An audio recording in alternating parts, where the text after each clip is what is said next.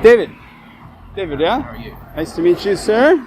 Sorry, I was just grabbing some No, this is great. Where have you parked your bike? Just around the corner. All right. That's okay. Shooting it raw? Yes. Shooting it raw.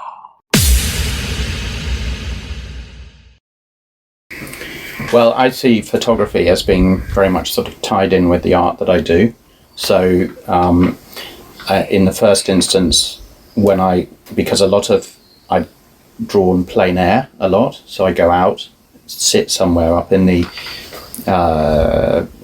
woods or by a stream, but I always take some photographic record at the same time, and I always take care to try and get some shots that I think also reflect my feeling about the place that I'm in. When I share my picture, I will also usually share it alongside a few photographs as well to create more of a story, rather than just say, oh, here's a picture I did. But actually, the picture is also part of a story that I want to put across. So I also use photography particularly for those artworks that take me longer than, say, may go over several days. I use the camera to sort of record the progress, because artworks will go through various sort of changes from the original underlying drawing, to the sort of first layers of color or whatever, and some of the effects you get might be very beautiful, but then they'll be lost, as you overpaint and you eventually come through to your final thing. So I rather like to have this sort of record. To me, that's just two ways in which photography is very much an important part of what I do.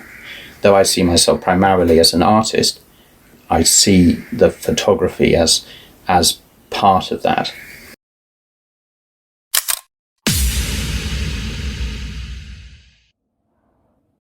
I'm in the padded room. I'm in the padded cell. Why am I in a padded cell? Because I can't get out here unless I get 1,000 subscribers. So please subscribe to the podcast, and then maybe they'll let me out. And to celebrate, I'll eat a whole Carolina Reaper and film it so you can laugh at me. So please, subscribe, share. Help me get out of this padded cell.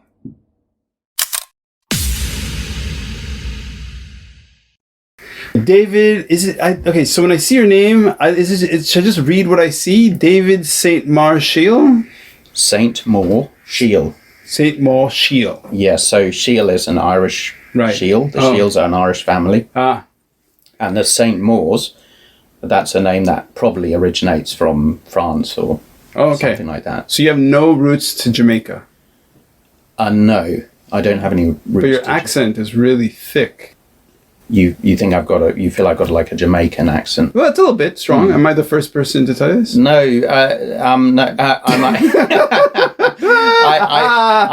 I've grown up rather sort of rootless and moved around a lot over my life. And at one stage, people asked me, "Where did you get your accent from?" And I said, "Oh, I got it from the World Service." Nice. Okay. But of course, that World Service accent has been overlaid with all the other places I've been to, Australia, and living in the Far East, in Asia. And also, back in England or when I go to Ireland. Right. Okay. Yeah. So when did you leave Ireland? Ireland. My grandparents were in Ireland, so I went there. Particularly when I was young, we went there nearly every year. Oh, nice. But my family, as such, the Sheils, my sort of part of that family left Ireland probably 2 or 3 generations ago. It's a name I haven't seen before, in terms of... So St. Maur Sheil, it's basically somebody called, some ancestor called Sheil married a lady called St. Maur or something. Got it. It sort of became a distinct name. Okay. Yeah. One thing that it is audio and that isn't coming across is that when you speak, you have, your eyes have, this is a compliment. Don't worry. Okay. You have a smile that's really warm. It's just like, you seem like, nice. Thank you for, okay, I have to describe where we are. Yeah. thank you for inviting me into your world. Yeah, it's an absolute pleasure to have you here, man. Okay, so this part of Hong Kong is called Lam Tsuen Valley. Lam Tsuen Valley, and behind us is Tai Mo Shan, the mountain. Tai Mo Shan is Hong Kong's largest, tallest hill. Yeah. And these are all like shoulders of Tai Mo Shan coming down. And then the sort of Lam Tsuen country part range over there. Yeah, which is one of the most stunning parts of Hong Kong. Yeah. And nestled in the valley, we decided to record in your studio. Yeah. And I'll make a photo to post it with, if you don't mind. Sure. I'd love to make a photo to post it with the episode, because I love studios. So so on my left are like two cups, and in it are about, let's say, 30 brushes. Yeah, and they're turned upside down so they're stable, you see. Yeah, okay. Yeah. And there are a couple of easels. There's a table with it looks like chalk and gouache and rocks and seeds and charcoal. And there's a porcupine quill. A porcupine quill, of course. Various odd things. Yeah, nice. Yeah. And on my right, there's all these tools like cutters and vice grips and monkey wrenches and staple guns and on the floor there. So what I like is that your medium seems to be soil. Okay, there we go. That's the best way of putting it. Soil. You've missed out so those are all my bottles of soil, you see. Okay. Where I've sort of collected soils and ground them up. Okay. To get slightly different colours. So you don't get a huge range of colours with soil, particularly from Hong Kong, but you get a lot of lovely variation within the sort of chromes, yellows, browns, reds, and this black here in this picture is from the ash from my fire pit. Okay. You see. Okay. So I just use materials that I can find pretty much always in my garden. Right. Okay, great. So we're going to go through your artworks, and sometimes on the podcast it's photographers, sometimes it's artists, sometimes it's people who don't even do photography. In this case, so would you consider yourself a visual artist for sure, but a painter or mixed media artist, or what more? Mixed media, I would say. I think of doing art, creating artworks rather than making paintings or drawings. And I get a lot of inspiration by going out, as I said, to plein air. I sit outside somewhere and draw things, and that gives me a lot of inspiration. But then I will then sort of draw on that inspiration when I come to do the sort of pieces that I do here in the studio. Right. So all the work that I do with soil, where I sort of collect the soils and grind them up and mix them with this is tree resin. Okay. Right, it's a sort of medium. Yeah, in a jar. Yeah, that's a tree resin I dissolved. Oh wow! So you can see the beautiful resins here. And you just collect the resins off the trees? I have done that, and particularly in Australia, I collected a lot of resins. Okay, this is a bag with all these crystals of various resins. Oh, amazing! Yeah. So they're mostly amber, really. Yeah, they're like amber, aren't they? But then amber is tree resin, but much older, so it's sort of fossilized. Yeah. Yeah.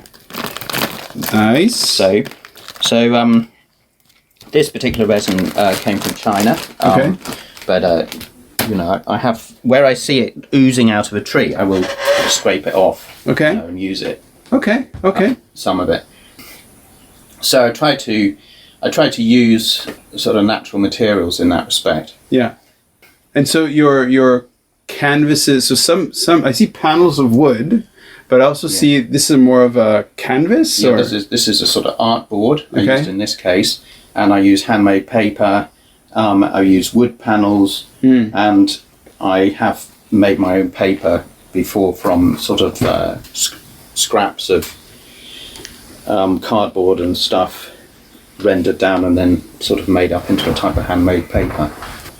So, I mean, this is still a journey of exploration for me. Yeah. And I started doing work related to soil about 2 years ago. Okay.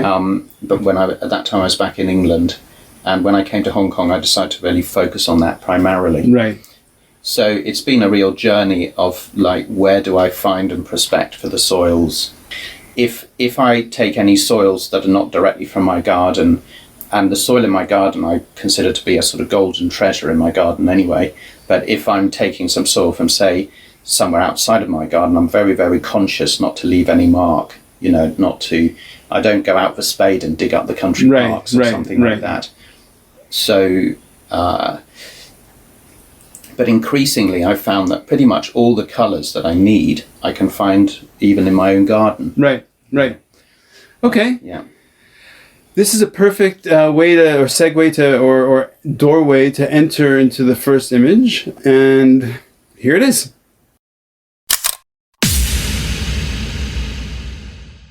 Okay, so in the photo of your images are these on an easel or are these... Yeah. Okay. So this is a photo of an easel in my house. Okay. And there's 4 pictures on it actually. This one is a little one of the leaves on the ground painted entirely with soil paint in the garden. Yeah. So you can see the lovely sort of natural colours that I got. Sure. And then I'm also a very keen gardener. So this is garlics. This is a little picture of garlics on a sort of basket. And then this is a flower which was growing in my garden. It was a little flower which I did with charcoal, with a sort of chalk crayon. Yeah. Yeah. And then hiding them behind is a picture of a sort of a face peering through some roots and stuff like that. Right.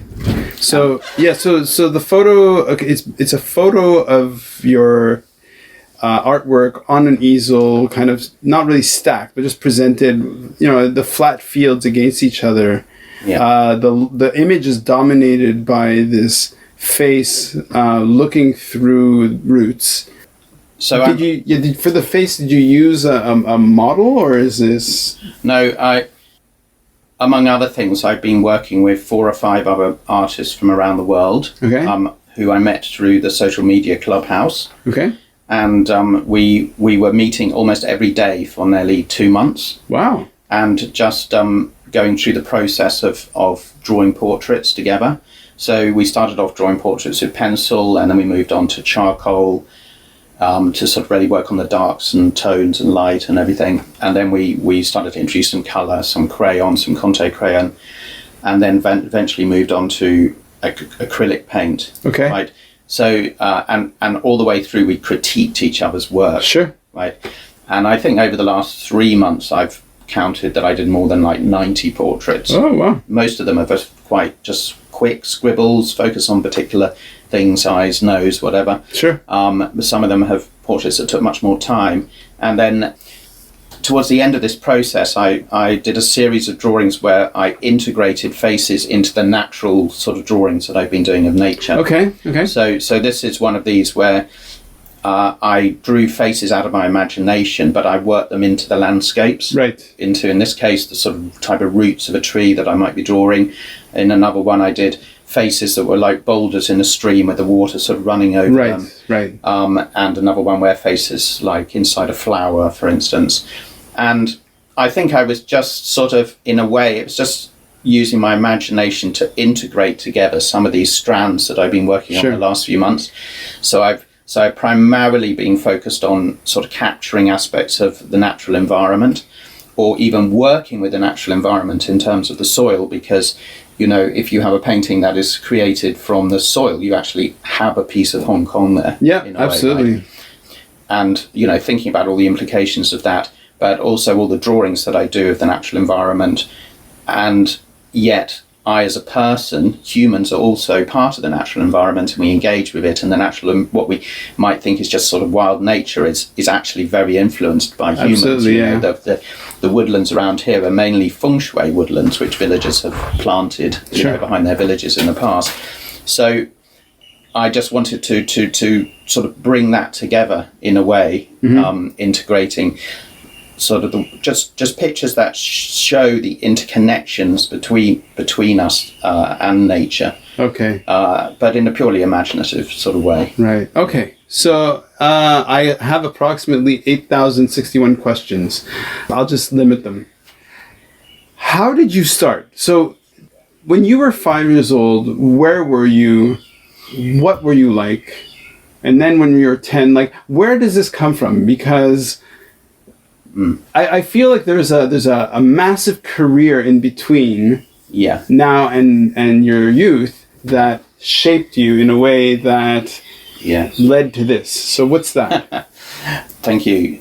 Well, when I was 5, I was actually living in Sha Tin. What? Before Sha Tin, was built into a city. Sha Tin, Hong Kong. My parents lived here for a couple of years when I was sort of the ages of 4 to 6, I guess. Wow. Okay. And I went to my first primary school here. And my parents, travelled around, and in between we lived for many years in UK. We lived in Northern Ireland, Gibraltar, and various places. Okay. And then around the 1979, they moved back to Hong Kong, and then Hong Kong was my home on and off since then. Okay. Right? But in terms of what formed me, I mean, I'm told that when I was 4 or 5 years old, I was very, very naughty, and my dad was quite a sort of strong disciplinarian, gave me a pretty hard time. And then I was bundled off to boarding school. Oh, okay. And I went to some pretty fierce boarding schools where they had very strict discipline and everything like that. Oh, wow. So I think when I came out of school, I didn't want to look back, and I wanted to have a lot of experience in my life. But I also had to sort of work through some of the issues that came, from not sort of growing up in one particular village, having one particular sort of home, being sent to boarding school and all this sort of thing. Right. And so I made some brief attempts to lead a normal career. I sort of worked for one of the banks here in Hong Kong for about 3 years. Okay. But I became very passionate about the environment. So I left the bank and decided to devote myself to ethical investment, what one could sort of call ethical investment in those days. And this is back in sort of 1988 or something. Oh, wow. I went round various fund houses in Hong Kong, tried to persuade them to set up green funds, and of course totally failed at that time. And then I worked,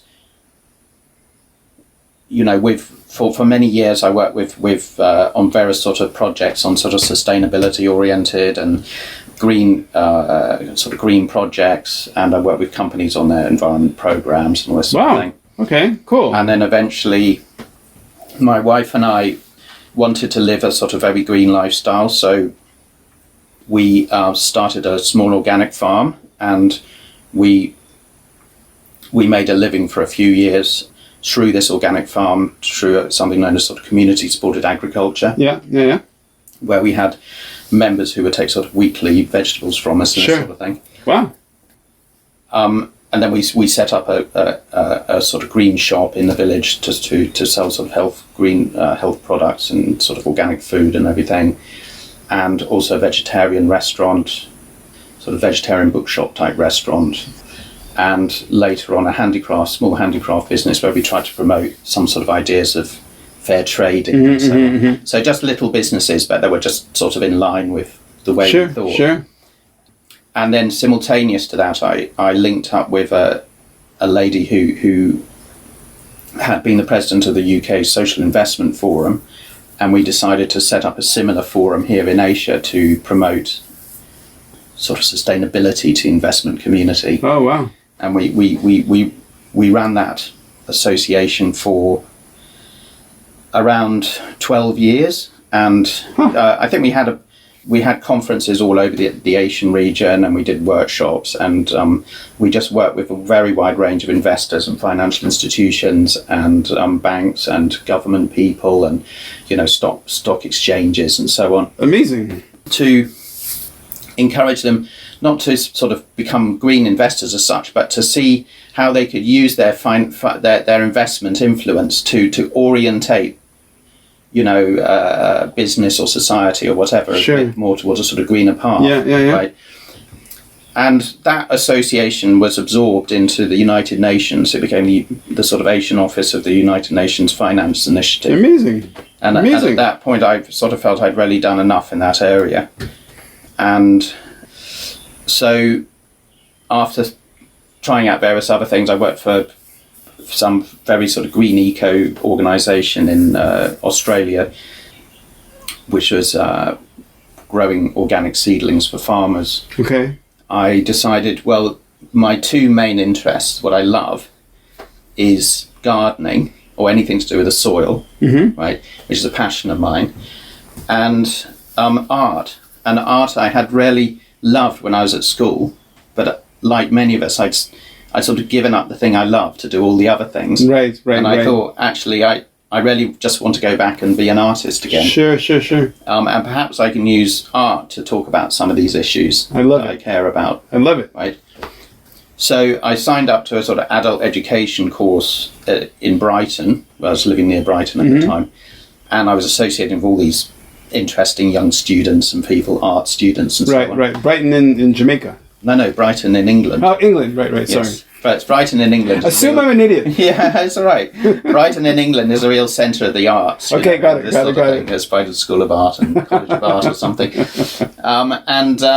So I did a couple of terms at this, and then of course COVID came along, and we were all sent home. Oh wow!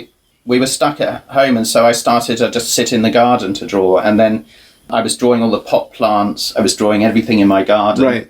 And then I started to think, perhaps I can use some of the materials in my garden instead. Sure, and I started to think, maybe I can use the soil in some way or something. Okay. And then that's sort of really what got me on the journey of thinking about actually using soil as a medium. Amazing. Right. Amazing. I have a question. Yeah. Do you have insect repellent? Yes. Can I have some? Yeah, I feed them right away. Yeah. And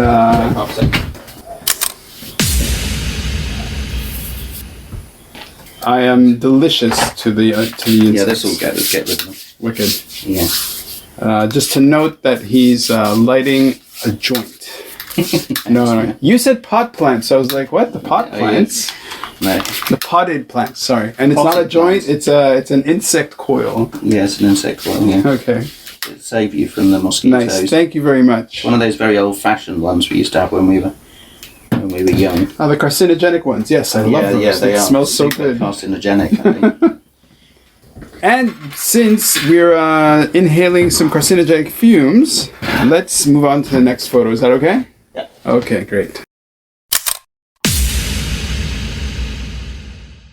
So, David, one of the great things. Okay, so as you're explaining and talking about and explaining your process and your media and that kind of stuff, you're pointing to this one of your works on the wall. Yeah. And I'm looking at it and it's making sense to me.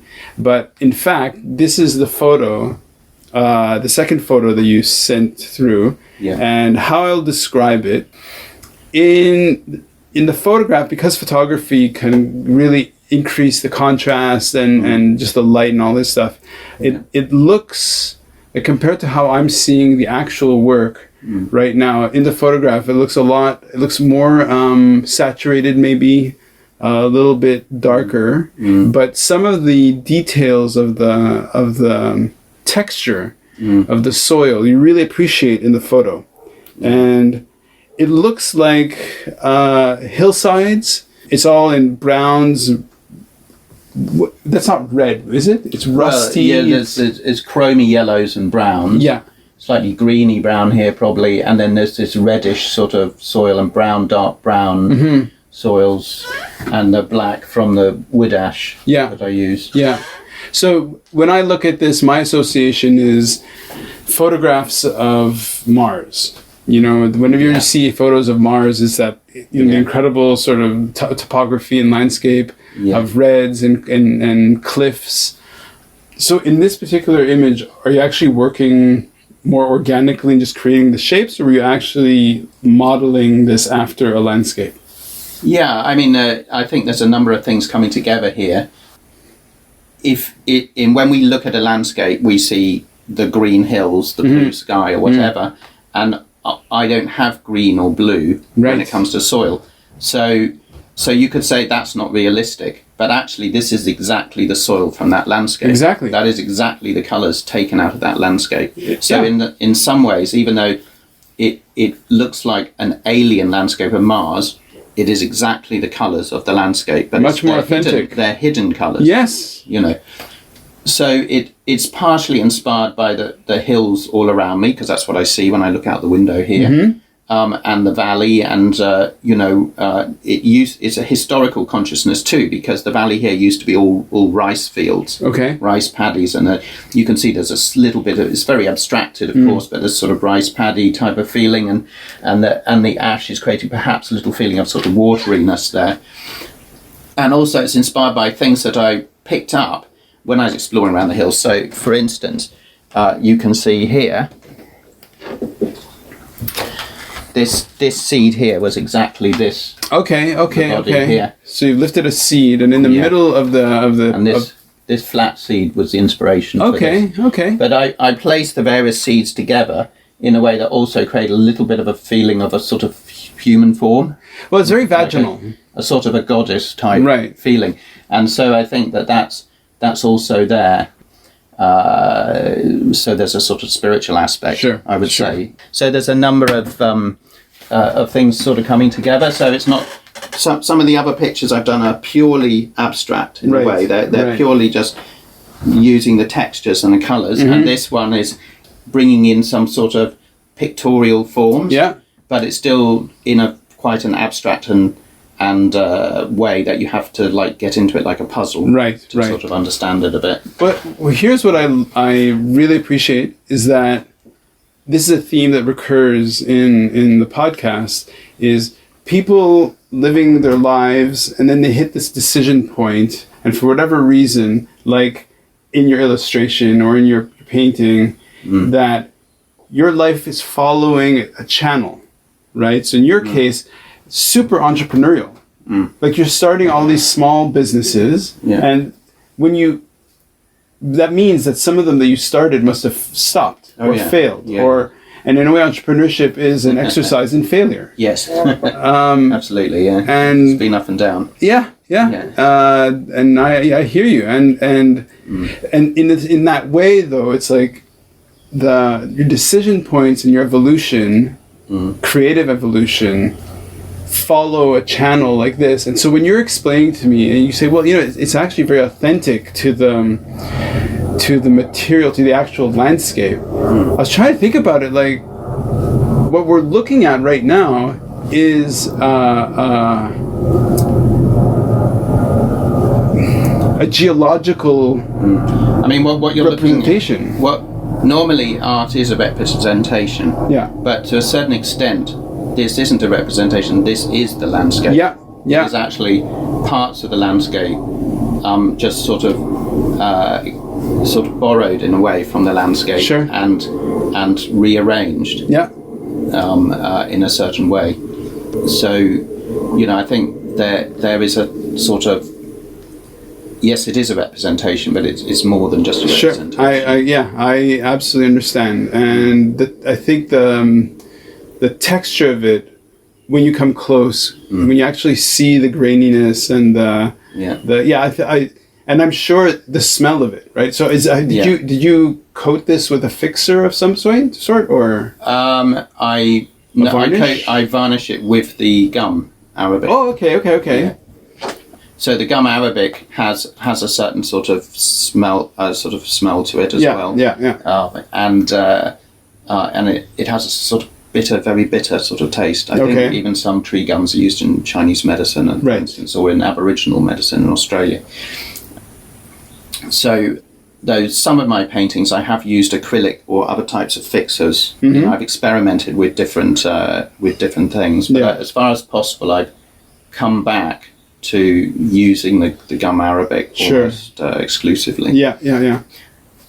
So that I love the textures, and with a lot of soil, there are plenty of other artists around the world who use soil in one way or another, and often sort of grind it up very, very fine. But I particularly like to have all the different textural sizes. And I've even experimented with dig up, say, 1 square foot of soil, and then clean it, and all the different things that come out of it, stones, the very small stones, the sort of little crystals and grits and sands and clays and dust, and separate them all out and then put them all back together as a picture. Because usually when we look at soil, we don't even think about it. Of Sure. course, we just walk on it. Soil to most of us is as unknown as Mars or the depths of the ocean. Yet the soil is full of incredible life. And we just think of soil as mud, you know, the sort of words we use for it. Yeah. Right? And it's this sort of brown stuff. So just being able to take, I sometimes have students here for workshops. Okay. I had a group from the Hong Kong University architecture department out last month. Okay. And just to dig up some soil and separate it out into all the different components and see all the different colours that can come out of it, you know, completely sort of woke them up to seeing soil from a different perspective. Absolutely. So that is a way that I think I can use art to get people to just sort of shift their thinking in terms of soil. Yeah. And why should we even bother to shift our thinking in terms of soil? Because frankly, you can look at the earliest civilizations going right back to the sort of the city of Ur, you know, in Mesopotamia and everything, and you can see how civilizations have fallen because they let their soils erode. Okay. And those civilizations perhaps have moved on, and then they've settled somewhere else, and then those soils have been eroded. Okay. You know, the Lebanon area used to be covered with the cedars of Lebanon. Yeah. You know, it was a rich forest area. Yeah. But much of it was cut down, and even to this day, the landscapes haven't really recovered. You know, so. Have you been to Lebanon? No, but I've read a lot about soils around the world. Okay. And the lowest plateau in China, for instance, you know, where it's badly eroded. So the Yellow River is full of the silt coming down from the mountains. Right. And of course the Dust Bowl in America, Yeah. where their prairie soils were blown away. Yeah. So increasingly we recognise today that we have to care for and preserve the soils we've got left. There's still about 95% of the Earth's agricultural land is very degraded soil. Sure. And therefore bringing life back into the soil is an important part of, you know, being able to sustain our civilizations Absolutely. going forward. Yeah. And it's just, you know, an opportunity to think about these type of issues. Right. Yeah.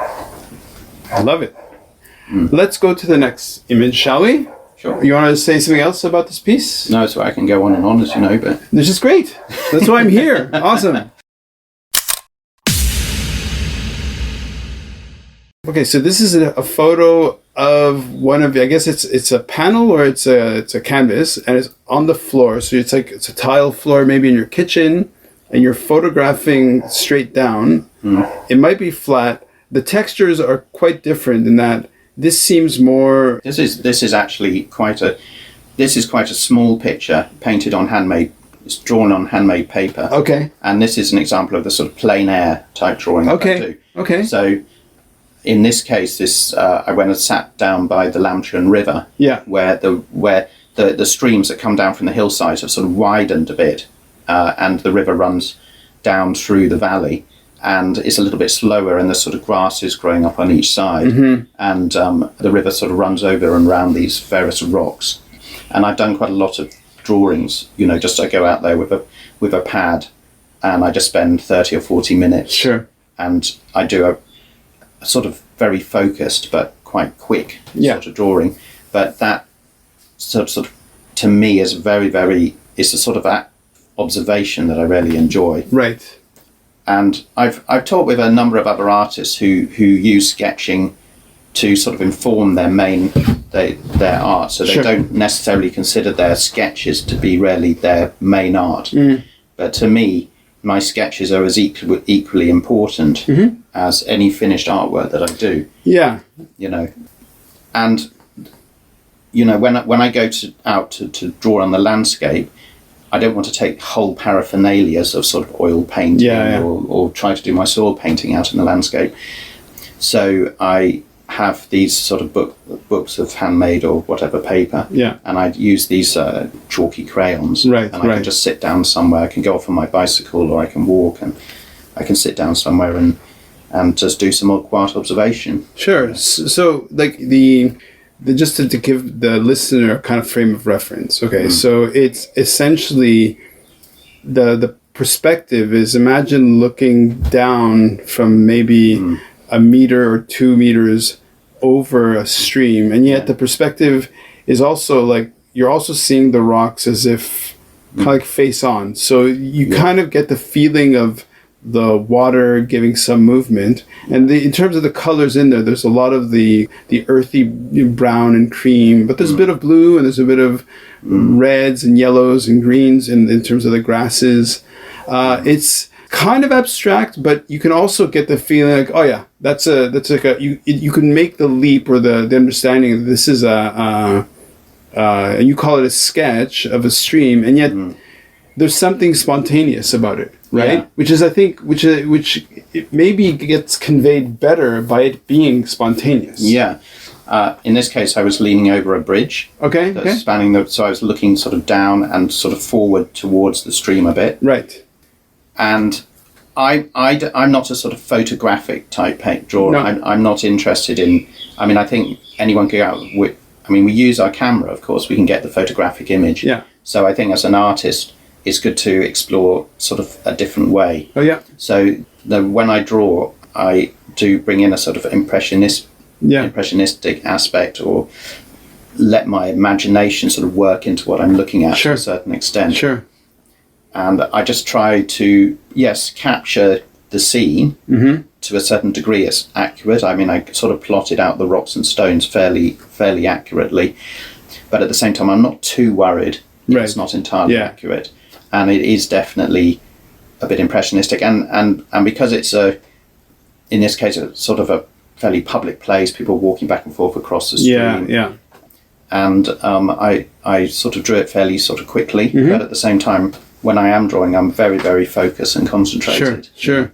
Well, it's also apparent that you have an idea, training, sense of where the light's coming from, and also how to convey that feeling. So I want it to have a three-dimensional feeling. Sure. So it has strong darks and lights, and also a feeling of movement. Yeah. So if you look at it, you could sort of feel, your eye could wander around it, and you could feel the way the water moves differently, because ever since I've been very young, my dad was a very keen fisherman, and he used to take me up into very wild areas, like in Dartmoor in England, to fish in these little streams for mountain trout. Right. And with that sort of fishing, you're constantly moving along the river. It's not sort of fishing where you just sit there and float. Okay, you're like chasing the fish. But you sort of move along the river over the course of the day. Okay. Fishing different pools and different rapids and so on and so forth.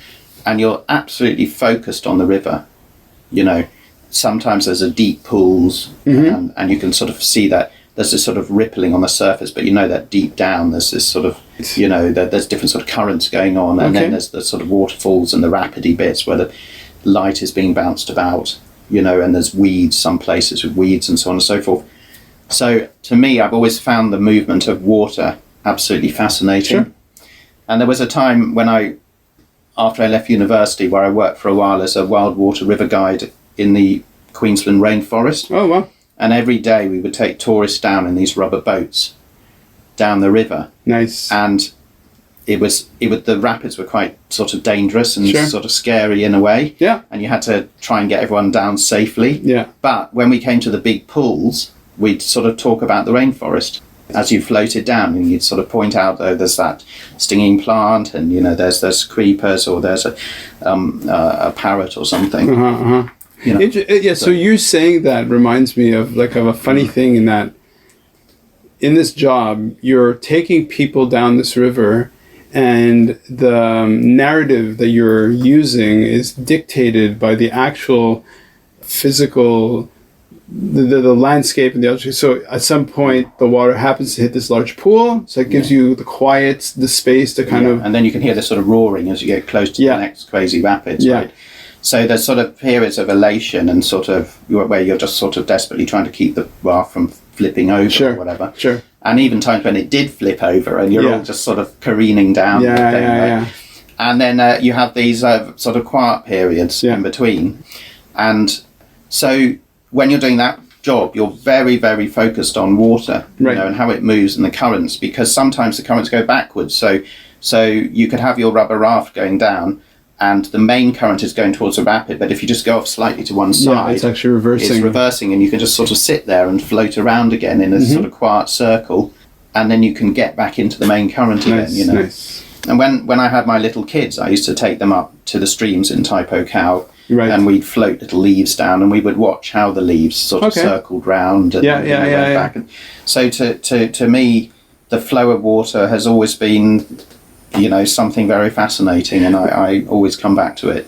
And as you say that, I mean, your work had, like before I said, it looked like a very vaginal. It's more like a vulva, really. Yeah. But there is this sense of flow, this sense of maybe a river's speed is just, you know, orders of magnitude faster than the flow of soils, which over, say, 1 million years are still flowing like rivers of soil. Yeah, well, I mean, rocks, obviously, we may think of them as inert, but in a way they're just energy that has been held tightly. Mm-hmm.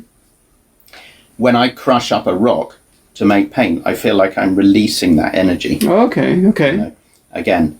Interesting. And then the soils are somewhere between that and water, because soils, for soils to be full of life, they need oxygen getting down in there. The oxygen gets down through the wormholes, you know, through all the microorganisms living within the soil sort of flocculate, and it enables the oxygen to get in, and those microorganisms need that, and they need water. Yeah. Right. So a healthy soil, if the water runs through it too fast, like sand, then you lose the water. Yeah. If it's really sort of compressed the soil and it's like clay, the water sits on the surface, or it gets in and really waterlogs it and no oxygen can get in, and, you know, it just sort of becomes stagnant. Sure. Right. So a really healthy soil has a balance of soil, water and air, you know. I love that. I come and meet you to talk about your art, and I'm getting this deep dive into soil. I love it. Thank you. That's all right. This is so good. No, I love talking about soil. So to me, doing art is just another way to talk about soil, really. I love it. Yeah. This is great. This is great. Like the environment of us around us. So we're in your artist space or studio. Yeah. It's maybe, I don't know, 4 meters by 3 meters, like a cubic sort of shelter. Yeah. The door's open, the window's open. Yeah. We hear the birds. I can smell there must be somebody who's burning a fire next door somewhere. Yeah. Is that a mango tree? No, that's it's a sort of type of jasmine. Okay. Actually, no. It's ylang ylang. Okay. Yeah, it's got a sort of long, white, beautiful fragrance. Right. Yeah, ginormous. Yeah. I've got mango trees just through. Right. I can show you. I've got a whole orchard area. No, I know that this valley does have mangoes. Yeah. I can introduce you to my compost heaps. Oh. You're bent. I love it. Yeah, right. Let's move on to, you said compost, which means let's move on to the next photo.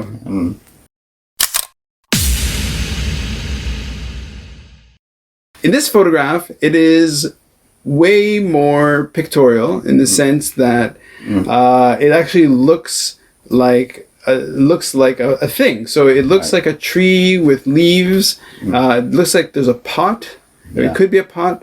It's on a sort of so the foliage and the plants and stuff are kind of illustrated, but the ground, the sky, the back, whatever it is way more sort of just abstract and undefined. So what's the story behind this piece? Last week I went with a few other gardening enthusiasts to this orphanage near Shungshui here in the New Territories. Okay. And they look after severely handicapped orphans. Oh, right. So children. Yeah. Orphans. Yeah, orphans. Yeah, and what? They around the orphanage they have a rather lovely garden, and they take the children out into the garden, and they have a project to make the garden more sensory for the children. Okay. And around the back when we walked around the back, the lady who was showing us, the very nice lady who ran the place, I suddenly noticed there was looked like a huge pot, literally this high. Okay, about 5 feet, 4 feet tall. But you could hardly see it because it's this big philodendron plant, which is this like leafy plant. Yeah. like a huge palm, was hanging over it, and the roots were coming out the side, something like Angkor Wat. Feeling, you know. And I said, oh, look, there's that lovely pot, you know. And then the lady said, oh, yeah, that's just something we had, and I didn't know what to do with it, so I pushed it to the side there, and if anyone wants it, they're welcome to have it. Okay. You know? And we also said, oh, no, you can't move that because this lovely, beautiful plant has, you see, the plant is not growing out of the pot, but it's sort of grown up the side of it, but its little roots, and then it's sort of sitting, it was sort of sitting across the top, resting on the top, and then it's put out this massive, beautiful bush of sort of leaves. So it was like this sort of beautiful little thing that was sort of an unnoticed sort of part of the garden in a way, underappreciated. So I carefully took 2 or 3 photos of it, and we all sort of appreciated it. And then I thought, when I get home, I'll draw it, you know, just to sort of really show how beautiful I thought it was. So I drew it, and I sent the picture to the lady, and you know, now it's a bit of the garden that will be really appreciated. You know, because it was a beautiful, like, hidden corner in the garden. You know, that you had kind grown up saw. like accidentally. In a way. Yeah. So, like, in trying to so out of your own sense of inspiration, motivation, curiosity, internal driver to do something, you've kind of landed in this, sounds like, because of the pandemic, now that you have this space to really kind of get into this idea of self-expression and connecting that to your passion about not only soils but the landscape and you know, where you live and how you're connected to it. So how can you convey this or express this to somebody to inspire them to kind of go, to have their own epiphany in whatever way that looks? I think I like my art to, generally speaking, I like my art to uplift people and to just sort of perhaps sort of switch their thinking a little bit. Particularly people who follow my art sort of consistently over, because I post on social media and everything, will gain some new insights perhaps from that. And then I use my art to talk about things I care about. You know, so I don't just say, I mean, the art, of course, just could exist without explanation. But I also like to talk about my art because my art comes out of the things that I care and think about. Of course. You know, and I have been trying to sort of, because I made this sort of rather quixotic or weird decision to try and bring together my interests in soil and my interests in art, I've been trying to work through to a type of a language, so that the art is a type of a language to talk about that. But it's a process, it's still a very unformed language. You know, I haven't got all the way through that journey by any means.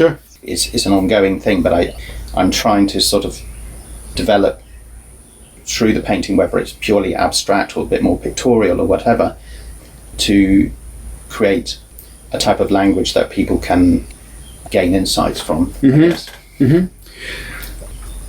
So I'm North American, so in North America, Bob Ross was a big name in PBS painting or whatever. He just do landscapes, and it's a certain style of I don't know if the name is familiar to you. I've heard of him, So one of his little things, his classic things, was to say that there are no mistakes, there are only happy accidents. So let's take that idea of the happy accident being some moment of unexpected surprise that you could have never anticipated, that just kind of really surprised and humbled you, and really, can you think of a moment when you're creating, like specifically around your self-expression, that resulted in this kind of happy accident? I think every single time I draw or paint is exactly like that. Really? But so when I was younger, and for many years, though I did paint on and off through my last several decades of life, I was always felt very super conscious to share anything, because I felt this is not sort of up to the standard it should be, or Okay. it's not really professional enough, or whatever. Yeah. But after I started to really focus on doing art a couple of years ago, and that sort of predates the COVID by 6 months or so, I thought actually it's the accidents, it's the imperfections in the drawing that often are, really beautiful in a way. Sure. Yeah. And one shouldn't be totally self-conscious. One should just sort of share what one's doing. Yeah. Because then people can sort of follow my own journey as well. Yeah. Right.